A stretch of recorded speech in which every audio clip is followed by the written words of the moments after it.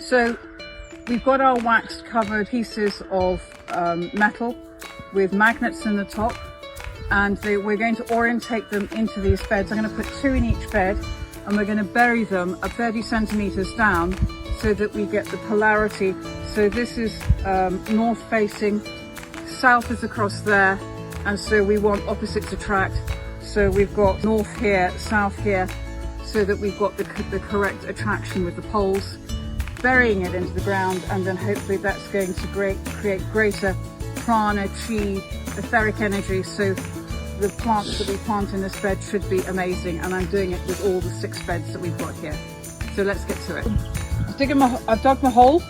We're going to place this in the bottom here with the magnets at this end pointing so that everything is going in that direction. And then all I'm going to do is to fill this in, coming close. You can see that's now just buried. And we're going to put 2 of these in each bed. So hopefully all of that polarity will make amazing, amazing plants. Time will tell, we shall see. Thank you.